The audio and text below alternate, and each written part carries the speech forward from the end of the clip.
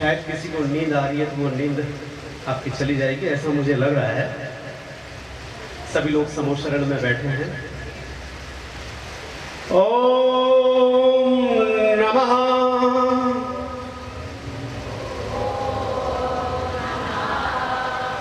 ओम नमः ओम नमः। सभी लोग आराम से बैठ जाइए। नमस्ते वर्धमानाय निर्धुत कलिलात्मने सालोकानां त्रिलोकानां यद विद्या दर्पणाय। जय बोलो आदिनाथ भगवान की, जय बोलो पंच परमेश्वरी भगवान की, जय बोलो कल्पद्रुम विधान मंडल की, जय बोलो आचार्य शांति सागर जी महाराज की, जय बोलो आचार्य सुदेव सागर जी महाराज की, जय बोलो मुनि संघ की, जय बोलो गंडी आजिका ज्ञानमती माता जी की। धार्मिक बंधुओं, माताओं, बहनों, युवा साथियों और बच्चे है ही नहीं यहाँ। कहाँ बच्चे? क्या दो चार बच्चे। ये जीव अनंत बार असंयमी होकर इस दुनिया से चला गया। अनंत बार कोशिश करो, एक बार संयम से मरण, संयम से जीने की कोशिश करो और संयम से मरण करो। असंयम से तो कितनी बार हमारा मरण हो चुका। जीवन में कितनी बार हमने कई विधान किए। मुझे खुशी है इस तलोद गांव के अंदर कल्पद्रुम महामंडल विधान चल रहा है। कल्पद्रुम का मतलब क्या है, क्या मकसद है? आपने कल्प वृक्ष का नाम सुना होगा। भगवान आदिनाथ के समय में थे। कल्प वृक्ष से जो मिल जाता था वो वर्तमान में कल्पद्रुम विधान से आपको मिल जाएगा, अगर दिल से आराधना करोगे तो। ध्यान रखना, ये वही कल्पद्रुम विधान उसी के निमित्त बनाकर लिखा गया है आचार्यों द्वारा। सोच रहा था ये तलोद गांव कब का बसा हुआ है। कल से आज तक मैंने 2 घंटे 20 मिनट इस तलोद की पैदल वॉकिंग की अभी तक। कुछ मेरा नियम है, शायद कई लोगों ने मुझे किसी गली में भी देखा होगा, कभी मुनीश्वरनाथ भगवान की गली में, कभी कहीं। शायद मेरे दिमाग में कोई बात थी इस गांव के बारे में, कुछ आपसे मैं कहूं। ये गांव बहुत प्राचीन है। इस गांव की पहचान यहां की जैन समाज और बिजनेस से है, लेकिन वर्तमान में कुछ स्थिति खराब हो चुकी है। उस स्थिति को ढूंढने की मेरी कोशिश थी और आप तक मैं शायद इस बात को पहुंचाऊंगा जरूर कुछ समय के बाद। लेकिन सबसे पहले शुरुआत मैं अपने 3 शब्दों के माध्यम से करूंगा। जीवन में कई लोगों ने 10 लक्षण पर्व मनाए, अभी अभी गए हैं।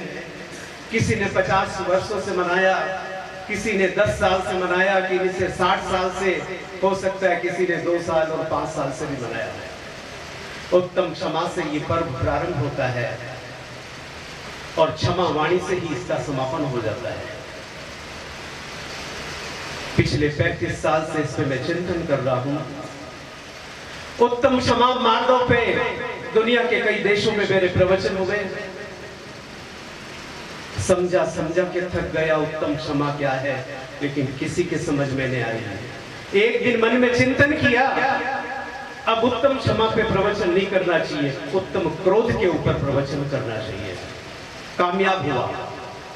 जब मैंने लोगों को उत्तम क्रोध के ऊपर प्रवचन समझाया तो लोगों को फटाक से उत्तम क्षमा समझ में आ गई। नहीं तो 35 साल से उत्तम क्षमा समझा रहा था, समझ में नहीं आई। विपरीत बात समझाई तो हकीकत समझ में आ गया।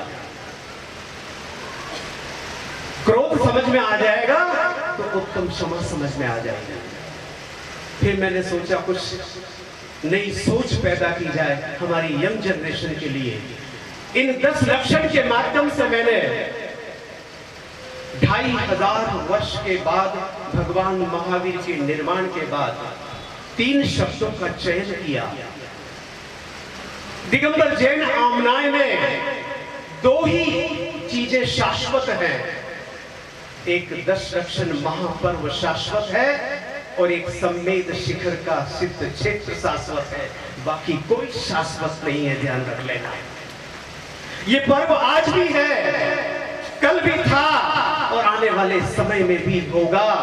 तीर्थंकर के नाम बदली हो जाएंगे, लेकिन ये शाश्वत पर्व 10 लक्षण पर्व रहेगा।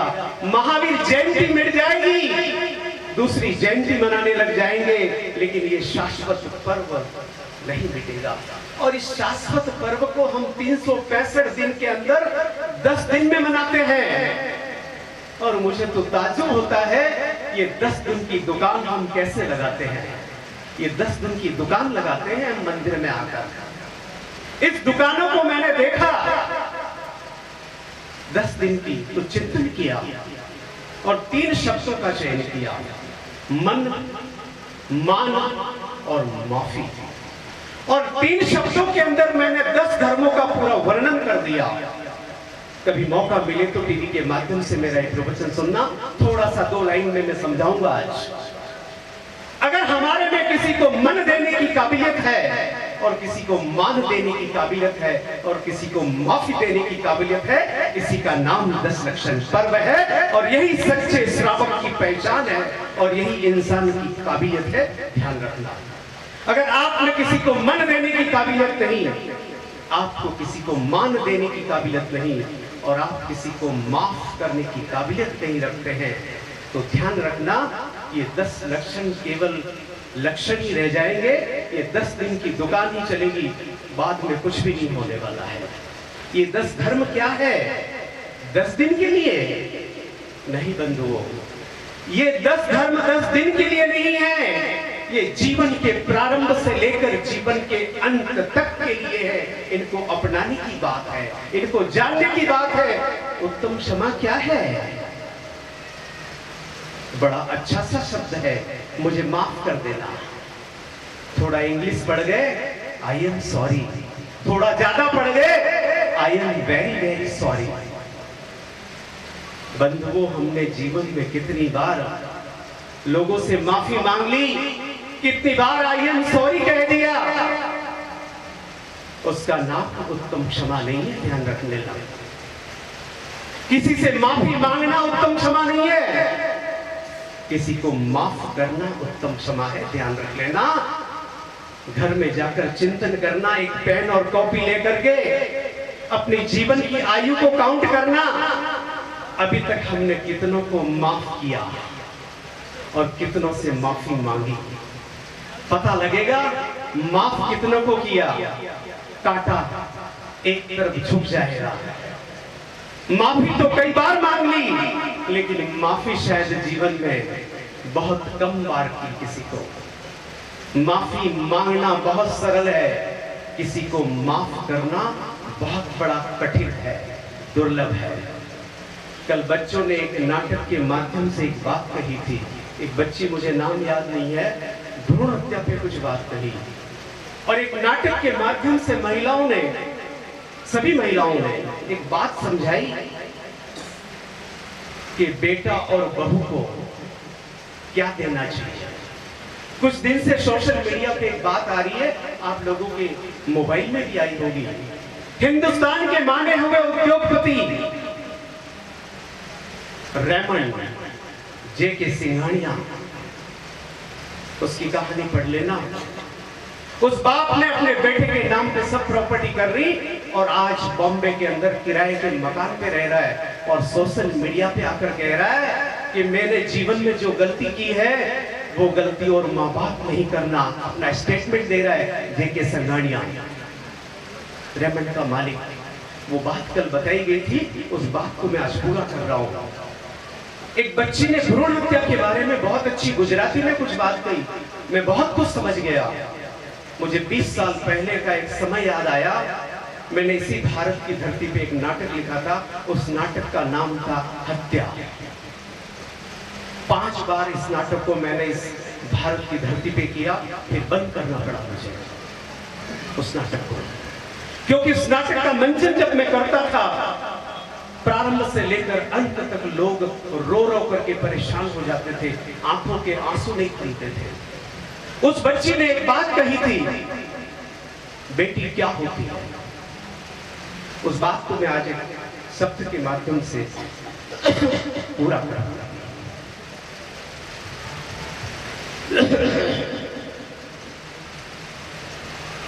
बेटी की हत्या करवा देते हैं।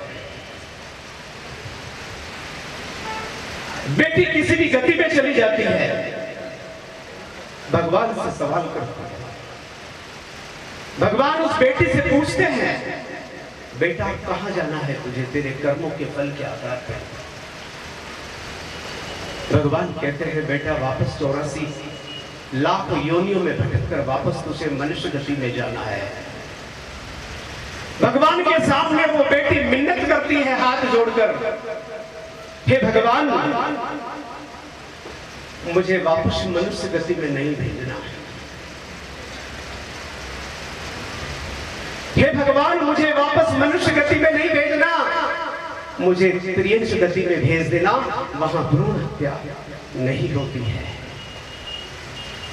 वो मिन्नत करती है भगवान से। उस नाटक का ये अंत था। प्रारंभ तो बहुत कुछ था। उस नाटक को जब मैंने मंचन करना प्रारंभ किया, मुझे लगा कि ये बंद कर देना चाहिए। हम बेटी को समझ नहीं पाए और बेटे को समझा नहीं पाए। बेटी को समझ नहीं पाए और बेटे को समझा नहीं पाए। ध्यान रखना, संस्कार की बात हो रही थी। एक मां की काबिलियत है,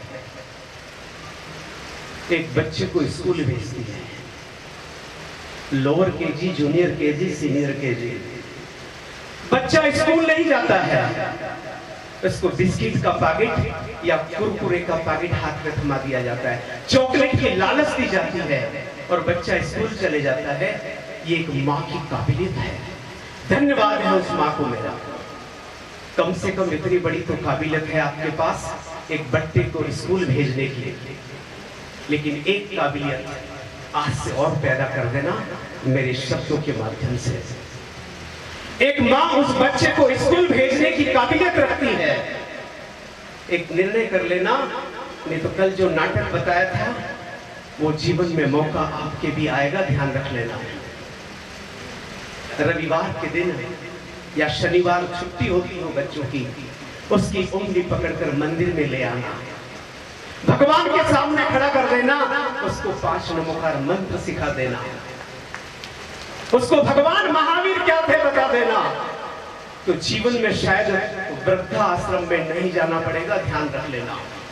हम बच्चों को पढ़ा देते हैं, ऑस्ट्रेलिया और अमेरिका भेज देते हैं और हम चले जाते हैं वृद्धाश्रम में। ध्यान रख लेना।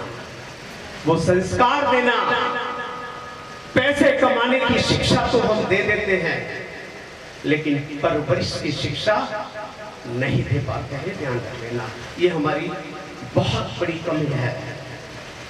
कई ऐसे किस्से जीवन के अंदर आते हैं, हम देखते हैं आज वृद्धाश्रम खुल चुके हैं, वृद्धाश्रम की परिपाटी बन चुकी है। वृद्धाश्रम में किसी गरीब के माँ बाप को मैंने आज तक नहीं देखा है। वृद्धाश्रम में तो करोड़पतियों के बच्चों के माँ बाप को ही मैंने आज तक देखा है। ध्यान रख लेना। पैसों से क्या खरीदना चाहते हो? पैसों से क्या मिल सकता है? पैसे कमाने की कला अगर आपके जीवन में आ गई, उससे क्या मिल सकता है? सोच लेना। पैसों से सुख और मिल सकता है, सुविधा नहीं मिल सकती है। ध्यान रख लेना।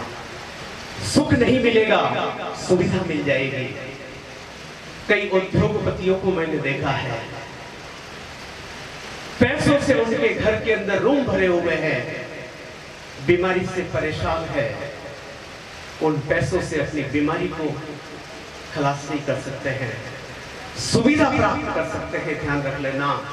पुरुषों के लिए एक बात कहूंगा, कमाते तो वही है, हम पैसे कमाने के चक्कर में अपने स्वास्थ्य को खराब कर देते हैं।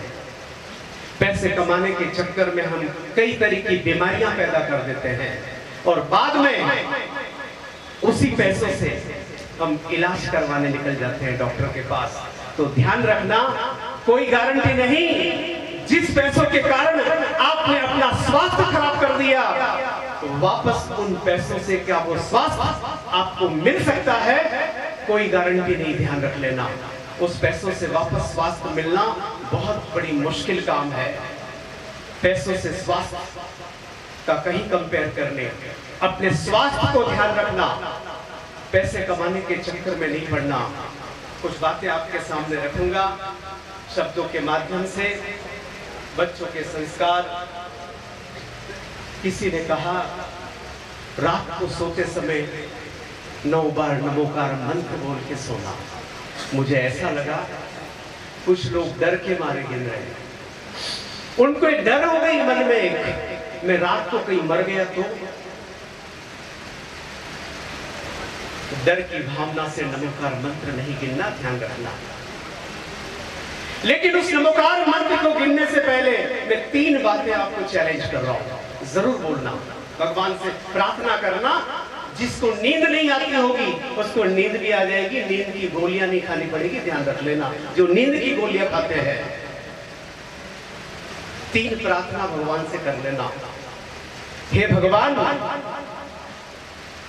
किसी छोटे बच्चे की मां बचपन में मर न जाए, बच्चा अनाथ न हो जाए, ऐसी कृपा करना। दूसरी प्रार्थना करना, हे भगवान, कोई नारी जवानी में विधवा न हो जाए। तीसरी प्रार्थना करना, किसी माँ बाप के जीवन में उसके जवान बेटे का इंतकाल न हो जाए। ऐसी 3 प्रार्थना करके सो जाना, बड़ी अच्छी नींद आएगी। और साथ में नमोकार मंत्र भी गिन लेना, बड़े मजे की नींद आएगी, ध्यान कर लेना। हर माँ चाहती है मेरा बेटा श्रवण कुमार बने, और हर माँ चाहती है मेरी बेटी मैना सुंदरी बने। 2500 वर्ष का मैंने इतिहास पूरा गिन लिया, शास्त्र ढूंढ लिए। 2500 वर्ष में कोई मैना सुंदरी नहीं बनी आज तक, और कोई श्रवण कुमार नहीं बना। 2500 वर्ष में 5000 विश्व सुंदरियां बन गई, लेकिन मैना सुंदरी एक भी नहीं बनी, ध्यान रख लेना। झांसी की रानी एक बनी, उसके बाद झांसी की रानी कोई नहीं बनी, मैना सुंदरी कोई नहीं बनी। कोशिश हमारी है हमारे घर में मैना सुंदरी बने, हमारे घर में श्रवण कुमार बने। कैसे बनेगा श्रवण कुमार? श्रवण कुमार की कहानी हिंदू धर्म के ग्रंथों के अंदर लिखी गई है, और कई आचार्यों ने हमारे ग्रंथों के अंदर भी उदाहरण के रूप में लिखी। श्रवण कुमार के माँ बाप अंधे थे। श्रवण कुमार ने एक दिन निर्णय किया अपने माँ बाप को चारों धाम की यात्रा कराने के लिए, और गांव के चौराहे पे अपने माँ बाप को लेकर खड़ा हो गया। हमारे भी घरों में ये प्रथा थी पहले, जब सम्मेद शिखर की यात्रा जाते थे तो गांव के लोग मिलने के लिए आते थे और श्रीफल देते थे कि आप सम्मेद शिखर जा रहे हो। लेकिन वो परंपरा आप मुझे लगता है समाप्त हो चुकी है। कितनी अच्छी परंपरा थी। श्रवण कुमार जब उस चौराहे पर खड़ा हुआ, गांव के लोग मिलने आए, बड़े बड़े विद्वान थे, पढ़े लिखे लोग थे। श्रवण कुमार से प्रश्न किया, अरे बेवकूफ, इतनी समझ नहीं? इन अंधे माँ बाप को कंधे पे टांग कर चारों धाम की यात्रा करने ले जा रहे हो, क्यों पसीना बहा रहे हो, क्यों इतनी बड़ी मेहनत कर रहे हो?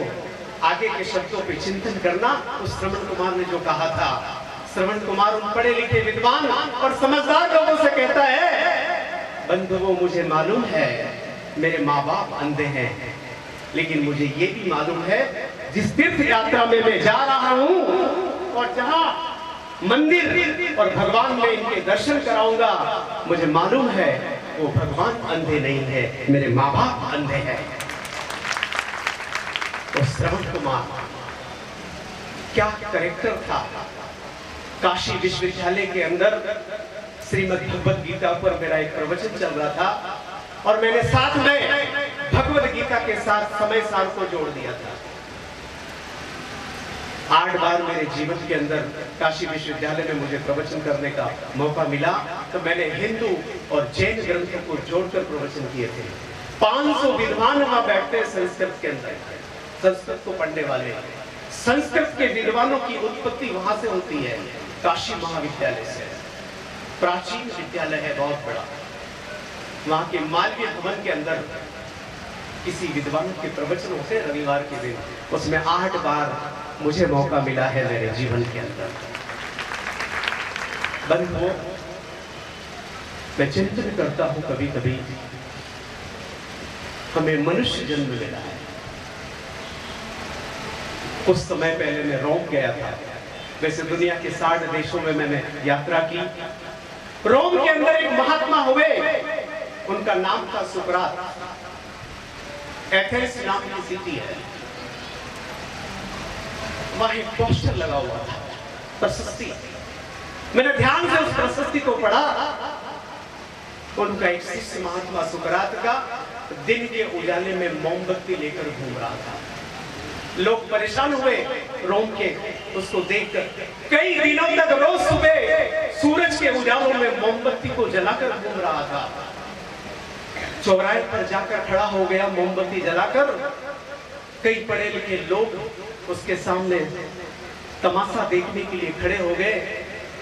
किसी एक पढ़े लिखे व्यक्ति ने उससे पूछा कि भैया ये क्या तमाशा है, दिन के उजाले में मोमबत्ती लेकर घूम रहे हो? उस महात्मा सुकरात के उस शिष्य ने जवाब दिया, कई दिनों से मैं ये मोमबत्ती लेकर घूम रहा हूं। मुझे कई इंजीनियर मिले, डॉक्टर मिले, जज मिले, वकील मिले, विद्वान मिले, कई बड़े बड़े लोग मिले, उद्योगपति मिले, लेकिन अभी तक मुझे इंसान नहीं मिला। अभी तक मुझे इंसान नहीं मिला।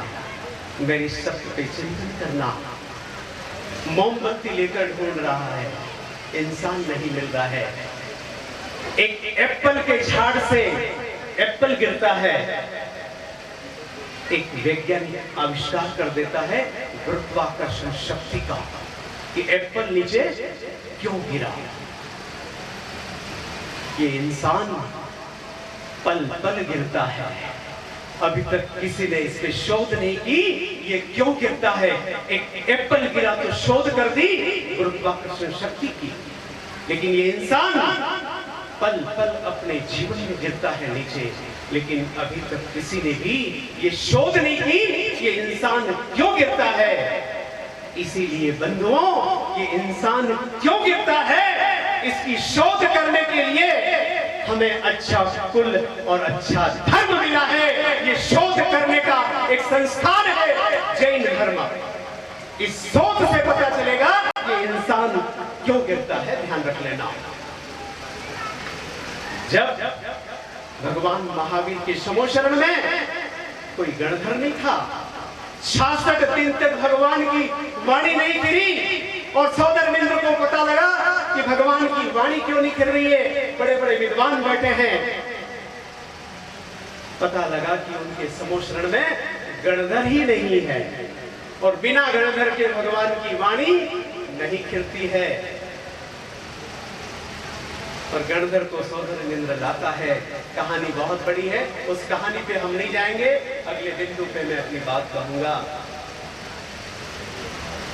मैं इन कटनियों को देख रहा था, वहां नाम लिखा है उपवन भूमि, दक्ष भूमि, खातिका भूमि, और आप लोग पूजा पढ़ रहे थे, भूमि में सुन रहा था। मैं आपको शास्त्र का प्रवचन नहीं सुनाऊंगा, वादा करता हूं। आपके प्रैक्टिकल जीवन में कुछ अच्छी बातें हैं। समुचय पूजा है वेद शास्त्र गुरु की। हम पूजा करते हुए एक लाइन बोलते हैं, अष्टम वसुधा पाने को ये कर्म लिए। चढ़ा देते हैं अष्टम वसुधा। कई लोगों को तो शायद मालूम भी नहीं होगा ये एक छोटी सी बादाम और श्रीफल चढ़ा के भगवान से हम क्या मांग रहे हैं। अष्टम वसुधा पाने के लिए कितनी सरल चीज है अष्टम वसुधा। क्या मानते हैं हम भगवान से अष्टम वसुधा के रूप में? बताएगा आप में से कोई मुझे? जरा हाथ खड़ा करिए। अष्टम वसुधा पूजा के अंदर शब्द आया है। अष्टम वसुधा पाने को क्या कहते हैं? पूरा समझ लो। हे भगवान, उन 7 नरक की भूमि में हमें नहीं जाना है। आप जिस अष्टम वसुधा में बैठे हैं वहां हमको जाना है। और इस अष्टम वसुधा पाने के लिए क्या चाह रहे हैं और क्या कर रहे हैं? एक 4 आने की बादाम चढ़ाकर अष्टम वसुधा पाने की कोशिश कर रहे हैं। चिंतन करना मेरी इस बात के ऊपर जरा घर पे जाकर हम क्या मांग रहे हैं। एक 4 आने की बादाम चढ़ाकर मिल जाएगा। और पहला द्रव्य क्या है? जल। और जल चढ़ाकर क्या मांगते हैं? जन्म जरा मृत्यु विनाशनाय जलम निर्वपाम ते स्वाहा। मिल गया? मिल जाएगा? अष्ट द्रव्यों के ऊपर मेरा एक प्रवचन है। केवल जल के ऊपर ये बात आपको बताऊंगा, साथ पे नहीं बताऊंगा। जल की डेफिनेशन है, जल की परिभाषा है। मैंने किसी से पूछा जल की परिभाषा क्या है, जल का डेफिनेशन क्या है? तो किसी ने एक गाना सुना दिया, पानी रे पानी तेरा रंग कैसा जिसमें मिलाओ वैसा। ये जल की परिभाषा नहीं है। अगर भगवान को जल चढ़ाना है और आपको ये 3 चीजें से दूर रहना है, आपको नहीं चाहिए ऐसा बोल रहे आप भगवान को। हमें वापस जन्म नहीं चाहिए, बुढ़ापा नहीं चाहिए और मृत्यु नहीं चाहिए, तो केवल जल डाल के ये मिल जाएगा क्या ऐसे ही? तो जल चढ़ाते समय अपने मन में एक भावना पैदा कर देना। कैसे? 3 शब्द जल के लिए। जल का अपना नेचर है। क्या नेचर है बताएगा आप में से कोई? जो किसी और द्रव्य में नहीं है, केवल जल के अंदर है। सरल, तरल और निर्मल। तो जल को चढ़ाते समय अपने मन को सरल कर लेना, अपने मन को तरल कर लेना, अपने मन को निर्मल कर लेना और फिर जल चढ़ा देना। तो जन्म जरा मृत्यु विनाशनाय, ये शायद आपको इससे दूर हो जाओगे। नहीं तो ऐसे ही जल चढ़ाते रहना जिंदगी भर, कुछ नहीं मिलने वाला है। ध्यान रख लेना। जल चढ़ाओ, अष्टद्रव्य की पूजा कर लो। पंडित जी ने भी बताई थी बात। इस थाली से इस थाली में डाल देना, माली ले जाएगा। कुछ समझ में नहीं आया, जीवन वैसे ही व्यतीत हो जाएगा। देखिए, एक मिर्जा गालिब नाम के बहुत अच्छे शायर हुए थे। हम पे जब कोई तकलीफ आती है, दुख आता है, तो हम क्या करते हैं? किसी को पूछते हैं। कोई किसी ज्योतिष के पास चला जाता है, कोई हमारे पास चला आता है, कोई किसी और के पास चला जाता है, कोई किसी मजार पे जाकर चद्दर चढ़ा देता है, कोई अपने धर्म को छोड़कर अन्य धर्म में भी चला जाता है, कोई धर्म परिवर्तन कर लेता है, कोई अपने घर को छोड़ देता है, कोई अपने दुकान को छोड़ देता है, कोई अपने मित्र को छोड़ देता है, कोई अपनी पत्नी को भी छोड़ देता है और कोई अपने धर्म को भी छोड़ देता है। विशेष परिस्थिति में तो मिर्जा गालिब ने बहुत बड़ी बात कही थी, जिंदगी भर आईना साफ करता रहा, जिंदगी भर आईना साफ करता रहा, धूल तो चेहरे पे लगी थी, धूल तो चेहरे पे लगी थी। ध्यान रख लेना। क्या कर रहे हैं? आपत्ति आने पर सब कुछ छोड़ देते हैं, लेकिन एक चीज नहीं छोड़ते, एक चीज परिवर्तन नहीं करते, अपने विचारों को परिवर्तन नहीं करते। ध्यान रख लेना। ये 10 लक्षण पर्व की बात आई थी, और भी पर्व आते। पर्व का अर्थ क्या है? पर्व का अर्थ यही है कि उस पर्व के माध्यम से हमारे जीवन के अंदर परिवर्तन आ जाए, उसी का नाम पर्व है। अभी हमारे अरविंद जी ने एक बात बताई थी, शांतिनाथ भगवान की पूजा हम आराधना क्यों करते हैं, बहुत कुछ बताया। तीर्थंकर तो 24 हुए, शांतिनाथ भगवान की आराधना करने से शांति हो जाती है, घर में शांति, दुकान में शांति, फैक्ट्री में शांति। तो मेरा एक प्रश्न है आप लोगों के लिए, पिछले 35 साल से ढूंढ रहा हूं, कई लोगों से पूछा है, अभी तक जवाब नहीं मिला है। शांतिनाथ भगवान की आराधना करने से शांति हो जाती है, क्या अजितनाथ भगवान की आराधना करने से अशांति हो जाएगी? क्या 23 तीर्थंकर की आराधना करने से घर में अशांति हो जाएगी? इसलिए हम नहीं करते, इसलिए केवल जन्म मरण, गृह प्रवेश, दुकान में, किसी भी सेलिब्रेशन के अंदर केवल शांति विधान ही करते हैं। शांति की अपेक्षा को लेकर बहुत अच्छी बात है, लेकिन शांतिनाथ पुराण को पढ़ना पड़ेगा जो ये प्रश्न पूछ रहा है कि क्यों शांतिनाथ भगवान की आराधना की जाती है। कुछ बात तो अरविंद जी ने बताई, लेकिन एक बहुत बड़ा विषय है इस विषय पे, वो शायद 35 साल से ढूंढ रहा हूं मैं, अभी तक किसी को समझ में नहीं आया है। आप लोग भी चिंतन करना इस विषय को कि शांतिनाथ भगवान की आराधना क्यों की जाती है। देखिए, किसी महाराज साहब के मैं दर्शन करने गया, मेरे साथ एक हिंदुस्तान के बहुत बड़े उद्योगपति भी दर्शन कर रहे थे। महाराज ने उनको एक नियम दे दिया, अब अपने घर जाओगे जब तुम, रास्ते में कोई भिखारी मिल जाए, जेब में जितना भी पैसा हो सब निकाल के दे देना। नियम ले लिया, मैं भी उनके साथ बैठा था। बॉम्बे की घटना है, सिग्नल पे गाड़ी रुकती है, अगर बॉम्बे में किसी ने सफर किया हो तो भीख मांगने वाले ऐसी गाड़ी का भी कांच टिक टिक करते हैं।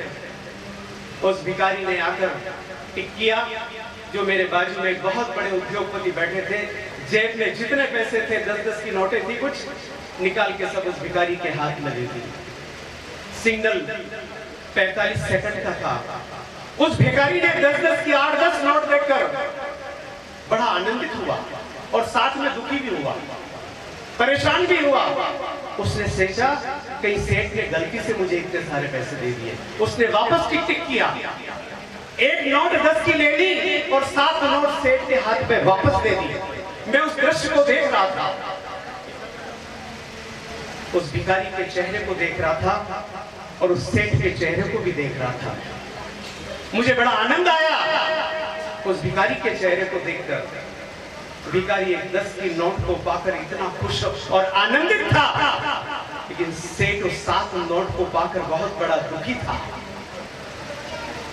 मैं कुछ चिंतन छोड़ रहा हूं, याद रखना, एक करोड़पति एक दिन 1 लाख रुपया कमाता है,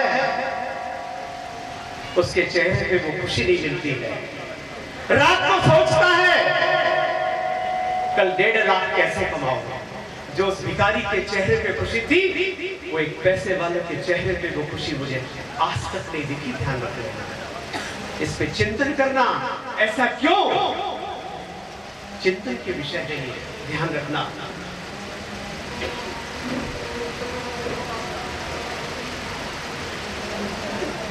महाराज बैठे हैं, आपकी औकात नहीं, मेरी औकात की बात कर रहे हैं। हम क्या समझते हैं, कोई 25 लाख की गाड़ी खरीदता है, उसकी गाड़ी को कोई देखता नहीं,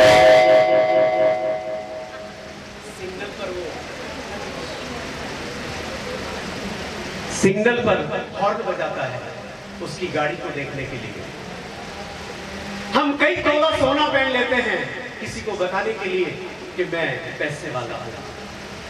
ये दिगंबर मुनि जब रास्ते में विहार करते हैं तो ध्यान रख लेना, आप कितना भी सोना पहन लेना, आपको कोई हाथ नहीं जोड़ेगा, लेकिन ये दिगंबर मुनि जब निकलते हैं तो अच्छे अच्छे के सर झुक जाते हैं उनके सामने, वो जैन हो या नॉन जैन हो। उस समय अपनी औकात को ध्यान रख लेना।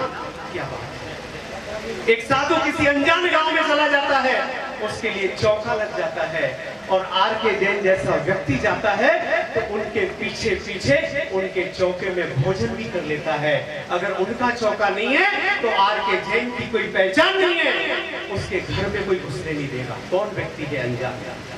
ये हमारी औकात है। सब कुछ होते हुए कुछ भी नहीं है, और यहाँ कुछ भी नहीं है लेकिन सब कुछ है। ध्यान लेना, मुझे सिग्नल मिल रहा है, मैं शब्दों को विराम दूंगा, लेकिन कुछ मैंने लाइनें लिखी आपके लिए एक संस्कृति के विषय में। कुछ कमाकर किसी और के लिए थोड़ा सा खर्चा करना, उसका नाम सुकृति है। लेकिन किसी का हक मारकर कमाना और अपने बच्चों को खिलाना, उसी का नाम है विकृति। और अपने पैसों को कमाकर उसका कुछ हिस्सा किसी और परिवार के लिए उपयोग करना, उसी का नाम है संस्कृति। ध्यान रखिएगा। अंत में कुछ शब्द थे, उनको छोड़ रहा हूं। आचार्य जी के चरणों में मैंने कुछ लाइनें लिखी, उनको कहूंगा और मैं शब्दों को विराम दूंगा। और कुछ मेरे वचन किसी व्यक्ति ने कहीं सुने। 42 साल पहले मैंने शमशान घाट पे कोई 4 लाइन लिखी थी, जो शायद मेरे हर प्रवचन का एक बहुत बड़ा विषय है। वो सुनाकर मैं अपने विषय को समाप्त करूंगा। देखिए, आज हम पंथ में बढ़ चुके, पक्ष में बढ़ चुके। पक्ष होता है वहीं पर पंथ होता है, पक्ष होता है वहीं पर पंथ होता है। उठा जो पंथ से ऊपर वही निर्ग्रंथ होता है, उठा जो पक्ष से ऊपर वही निर्ग्रंथ होता है। हटाए राग द्वेषों को बना है वीत रागी जो, वो सच्चा संत ही एक दिन यहाँ अरिहंत होता है, वो सच्चा संत ही यहाँ एक दिन अरिहंत होता है। देखिए, इंसान की काबिलियत और हैसियत किससे नापी जाती है? अनुभव और अनुमान, दो चीजें हैं। अनुभव गलत हो सकता है, अनुमान गलत हो सकता है, लेकिन अनुभव कभी गलत नहीं हो सकता है। ध्यान रखना, अनुमान हमारे मन की कल्पना है और अनुभव हमारे जीवन की सीख है। अनुभव हमारे जीवन की सीख है। मैं अपनी डायरी को यहाँ रख देता हूँ। अब मैंने स्वयं कुछ लिखा है 40 साल पहले, बहुत ही पॉपुलर मेरी 4 लाइनें शमशान घाट पे लिखी थी, केवल 13 साल की उम्र में। और इस रचना को शायद हमारे संजय भैया जैसे कई आर्टिस्ट ने उन लाइनों को शायद सुनाया भी है, लेकिन मैंने 45 साल पहले इस लाइनों को लिखा था। शमशान घाट पे मैं किसी मुर्दे को जलाने गया था, इंसान को नहीं। मुझे पता लगा, गांव की परंपरा थी, कोई भी मर जाए तो हर घर का व्यक्ति जाना चाहिए। मैं भी चला गया, पहली बार जीवन में उस शमशान घाट पे गया। देखा एक बेटा अपने बाप को अग्नि दे रहा था। पहले शमशान घाट नदी के किनारे थे, आज शमशान घाट सिटी के अंदर हो गया। ये वो शमशान घाट की बात कर रहा हूं जो नदी के किनारे थे। एक मुर्दा जल रहा था, एक जल चुका था। अचानक मेरे मन में ख्याल आया, उस नदी के किनारे जरा मैं कुछ टहल के देख लूं। जैसे आपके आज इस कलोद शहर को भी मैंने पूरा भ्रमण किया था 1 घंटा 20 मिनट के अंदर। शमशान घाट पे जब मैं घूमने के लिए निकला, रेत के अंदर कोई हड्डी बॉन एक मेरे पैर के नीचे आ गया। बस वहीं मैं खड़ा हो गया और मैंने वहीं ये रचना लिखी थी 4 लाइनें। निकला था घूमने, चारों तरफ शमशान थे। निकला था घूमने, चारों तरफ शमशान थे। एक हड्डी पैर से टकराई और बोली, संभल के चले नादान, हम भी कभी इंसान थे, हम भी कभी इंसान थे। छोटी सी उम्र थी, बचपन से कुछ लिखने की आदत थी। घर गया, माँ ने मेरे उदास चेहरे को देखा। ज्योतिर्विषय सोपावे सुचेन नोवा नोका कैसर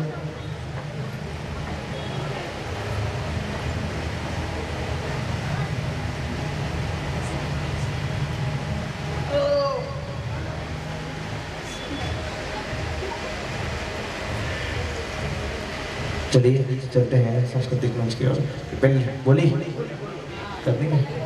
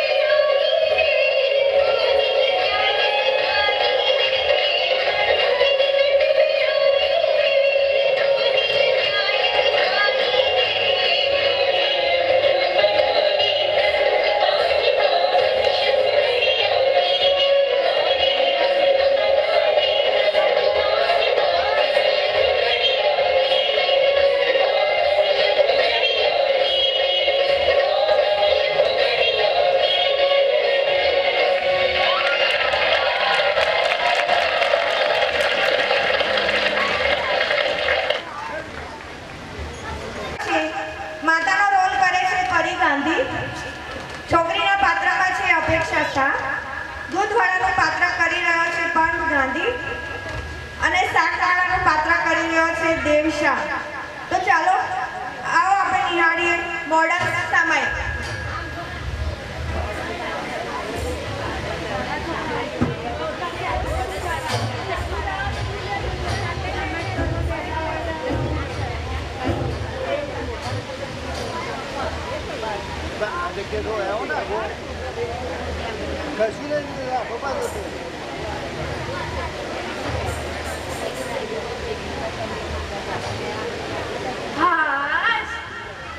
हेलो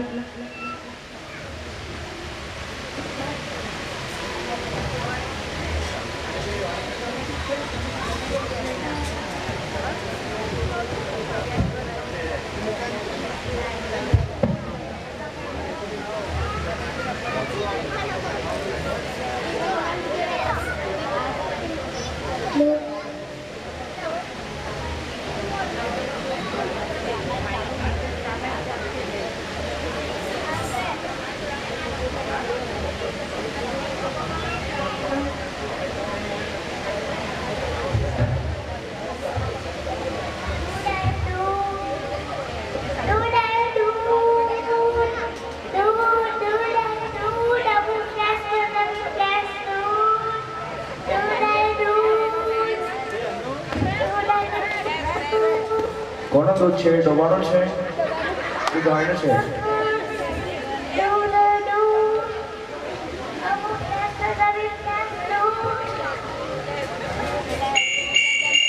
અલી જીવી, ઓ જીવી.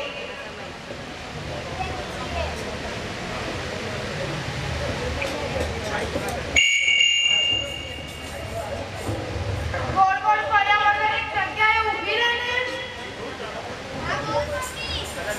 માઇક કરો.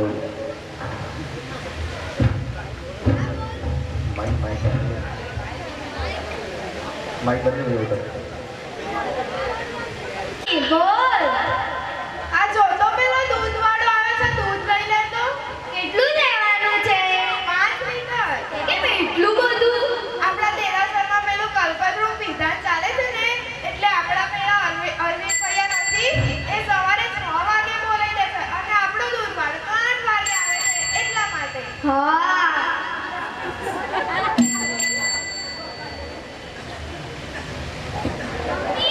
આ ચાલશે? નાની નાની તપેલી લઈ આઈ જા.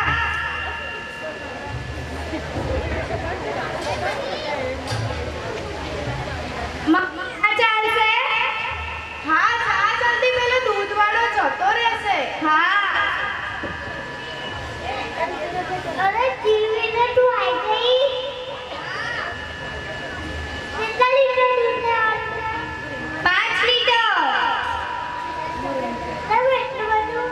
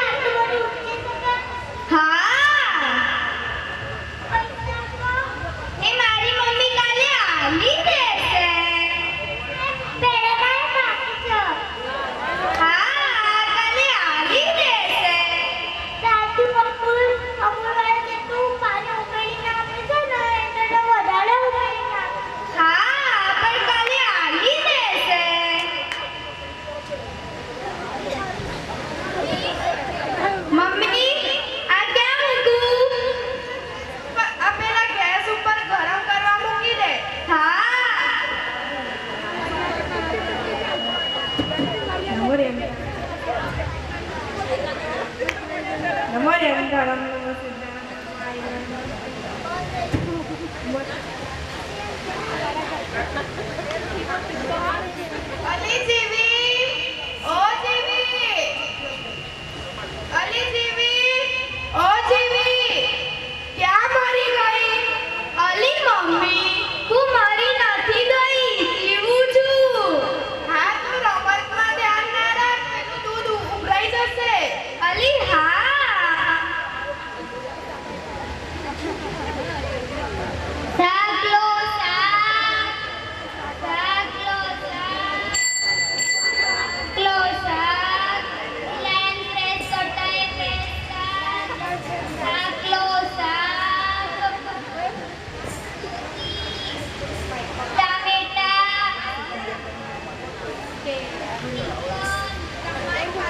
મરચાં, ટામેટાં, શાકનો શાક, શાકનો શાક. જીવી ઓ જીવી હિમાંશુ કાકા, તમારા ઘરવાળા ક્યાં ગયા? શાક નથી લેવાનું? અલી જીવી ઓ જીવી તમારું શાક નથી લેવાનું? ઊભી રહે તો શાકવાળો આવ્યો છે એની જોડેથી શાક લઈ લે. હા કેટલું લેવાનું છે? બધું શાક 500 લે. હા પણ કયું લેવાનું છે? ગલકા, તુવેર, ટામેટા. અરે પણ ગલકા તો એ લાયો નથી. એની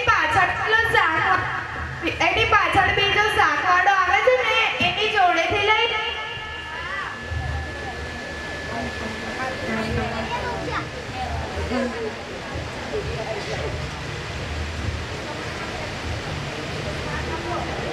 શાક આપો એક દૂધી. 500 ગ્રામ થશે. હા તો 500 ગ્રામ આપી દો. મરચાં આપો 500 ગ્રામ. અરે બાપરે, એટલા બધા? હા આ શું છે? હા તો એ પણ આપી દો 500 ગ્રામ. આ શું છે? ટામેટાં. હા તો એ પણ 500 ગ્રામ આપો. કેટલી ઉતાવળમાં છે? અરે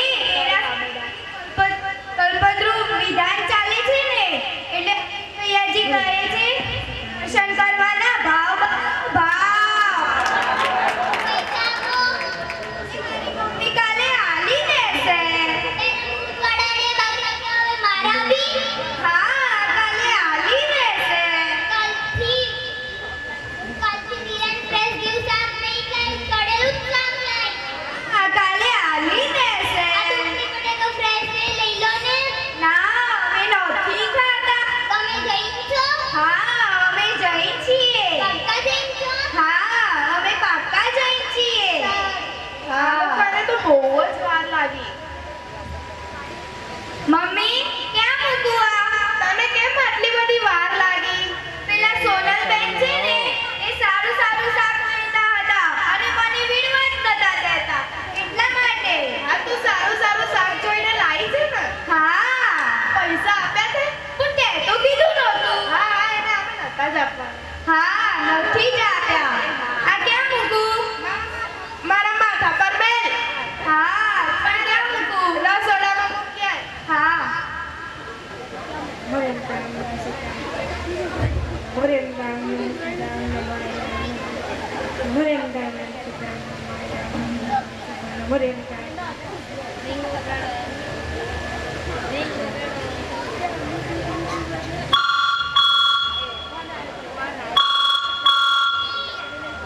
અલી જીવી ઓ જીવી આ ક્યાં રમવા જતી રહે છે? લાય હું ચૂપ પડી. અલી મમ્મી તું શું કરે છે? લાવ હું લઉં છું. હેલો હલો, આ કોણ?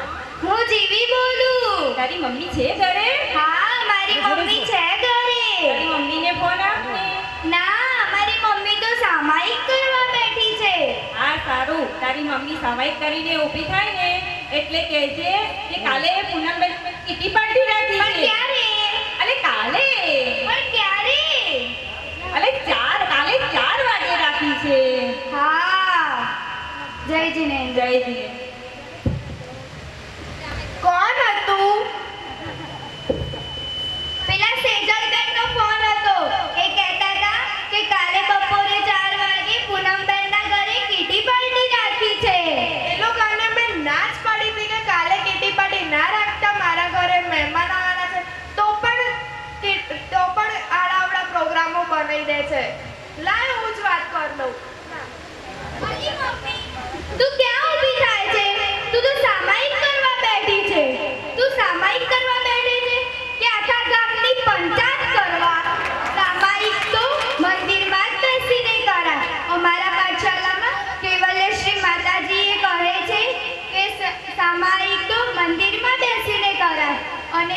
સામાયિક તો તન અને મનની એકાગ્રતાથી કરવી જોઈએ અને ક્ષમતા ભાવ ધારણ કરીને કરવી જોઈએ. અને અરવિંદ ભૈયાજીએ પ્રવચનમાં કીધું હતું કે મનની એકાગ્રતા એ જ મોક્ષ માર્ગની સીડી છે. એ હા, હવે કાલથી હું એવું જ કરીશ. ઓલી મમ્મી, આટલું બધું સમજાયું તારે તો બી તારે આવું જ કરવું છે?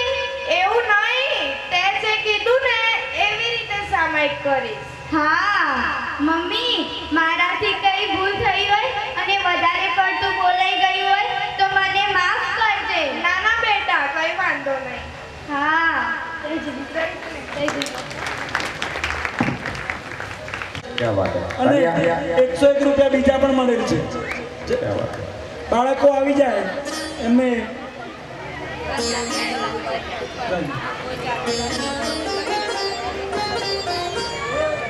अगला कार्यक्रम आपके सामने लेके आ रहे हैं सियावा केवलश्री महिला मंडल। બાળકો આવી જશે મોડર્ન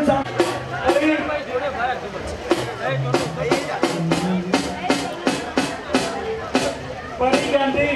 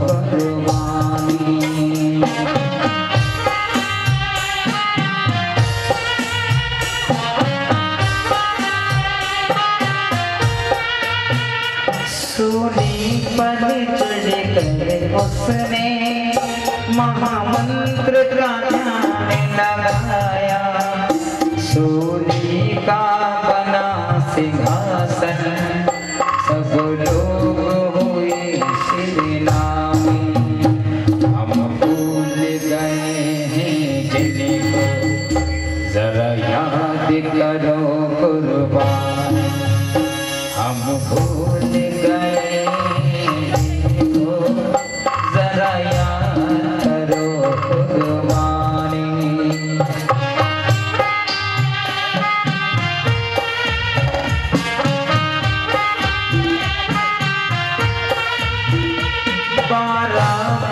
सती अंजना की प्रीतम से हुई जुदाई, एक पल प्रीतम को पाया, तूफान के बाद आई आंधी, घर छोड़ जंगल में ए आज वो हमारे कहानी। हम भूल गए जिनको, जरा याद करो कुर्बानी, जरा याद करो कुर्बानी।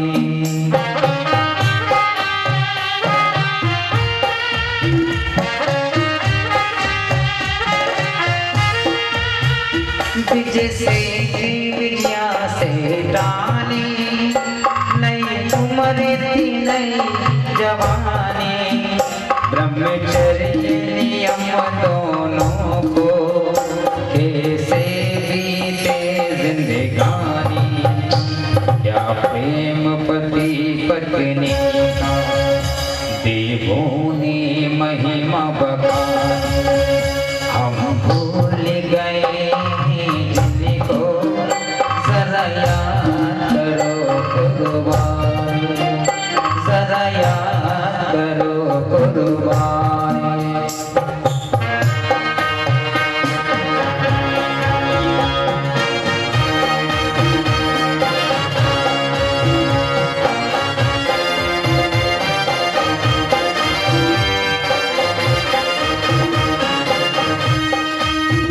सतवादी हरिचंद्र राजा एक पल में बना भिखारी मरघट में बिक गया राजा और बिक गई तारा रानी वो अटल रहे थे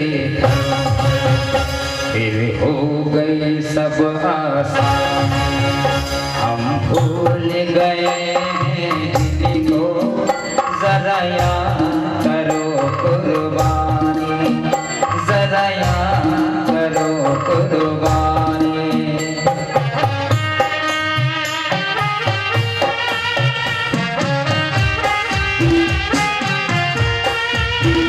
एक राजा की दो बेटी सुर सुंदरी मैना प्यारी मैना पर क्यों हो राजा थोड़ी संग कर दी शादी पति संग तप किया भारी कोई निर्मल काय सुहानी हम भूल गए जिनको जरा याद करो कुर्बानी जरा याद करो कुर्बानी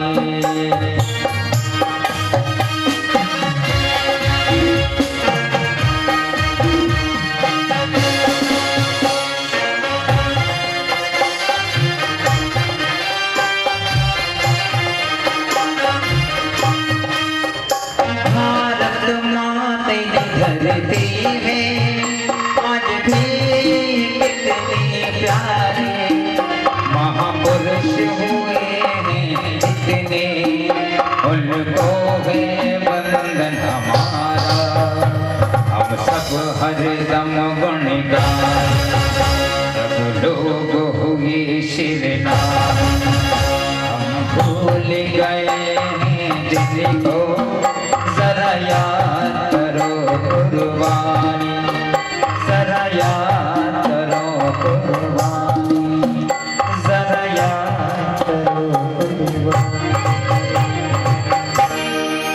जोरदार तालियां बहुत सुंदर अभिव्यक्ति प्रस्तुत हुई एक अभिनय की ओर હલો સિયાવા મહિલા મંડળનું સુંદર પ્રોગ્રામ તેમને 1001 રૂપિયા જાહેર કરવામાં આવે છે. बहुत बढ़िया जोरदार तालियां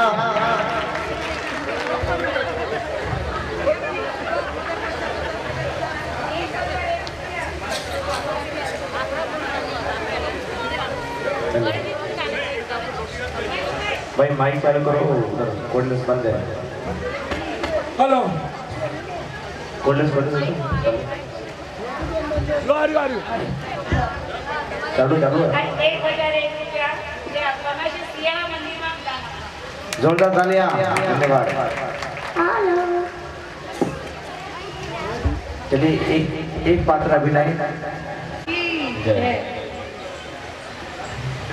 એક પાત્ર અભિનય રજૂ કરું છું પૈસો મારો પરમેશ્વર પૈસો મારો પરમેશ્વર ને હું પૈસાનો દાસ પૈસો મારો પરમેશ્વર ને હું પૈસાનો દાસ અરે ભાઈ હું પૈસાનો દાસ અરે ભાઈ હું પૈસાનો દાસ અરે ભાઈ હું પૈસાનો દાસ તું આપ્યો જા મારા માટે એક કપ ચા બનાવી લાવ અને જો મને કેવી ચા ભાવે છે તે તો તને ખબર છે ને 1 કપ દૂધ અને 4 કપ પાણી અને તે પણ ફાટેલા દૂધની બાસાઈ ચા બનાવીને લઈ આવ પૈસો મારો પરમેશ્વર ને હું પૈસાનો દાસ અરે ભાઈ હું પૈસાનો દાસ પૈસો મારો પરમેશ્વર ને હું પૈસાનો દાસ અરે ભાઈ હું પૈસાનો દાસ ચાલ આવ્યો લાય હું પી લઉં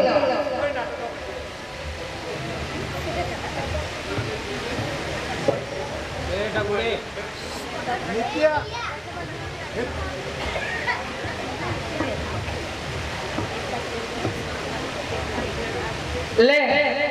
આ કપ મૂક્યા અને જો બજારમાંથી તેલ લાવવાનું છે લે પૈસા અને તેલ લઈ આવ પૈસો મારો પરમેશ્વરને હું પૈસાનો દાસ અરે ભાઈ હું પૈસાનો દાસ પૈસો મારો પરમેશ્વર હું પૈસાનો દાસ અરે ભાઈ હું પૈસાનો દાસ તેલ લાવ્યો લે કેવું લાવ્યો છે હું જોઉં તો અરે આ તેલમાં તો માખ પડી આટલી મોંઘવારીમાં તેલ કઈ ફેંકી દેવાતું હશે જા આ બરણી કબાટમાં મૂક્યા પૈસો મારો પરમેશ્વરને હું પૈસાનો દાસ અરે ભાઈ હું પૈસાનો દાસ શું કહ્યું આપણા તલોદમાં કલ્પદ્રુમ વિધાન ભણાવાય છે અને તેમાં જુદી જુદી બોલીઓ બોલાય છે સૌધર્મા ઇન્દ્ર બીજા બધા ઇન્દ્રો ચક્રવર્તી મહારાજ શ્રેણીક રાજા પાત્રક્ષલ આ બધી બોલીઓ બોલાય છે અને તે પણ કેટલા 20,000 30,000 40,000 60,000 80,000 શું કહું 1 લાખ 2 લાખ 3 લાખ અરે હું તો પેલી ચીપકાવાની લાખ હોય ને તો 10 લાખ લખાવી દઉં પૈસો મારો પરમેશ્વરને હું પૈસાનો દાસ અરે ભાઈ હું પૈસાનો દાસ જા મારા માટે પથારી કરી દે પથારી કરી દીધી આ ત્યાં શું પાથર્યું છે શેતરંજી પાથરી ગાજલું પાથર્યું ઉપર ચાદર ચોસીકું આ કેટલું બધું ઘસાય આટલી મોંઘવારીમાં કેટલું બધું ઘસાય શેતરંજી ઘસાય ગાડલું ઘસાય ચાદર ઘસાય અને ઓસીકું ઘસાય આ બધું લઈ લે હું તો મારી જાતે આ શેતરંજી પર સૂઈ જાઉં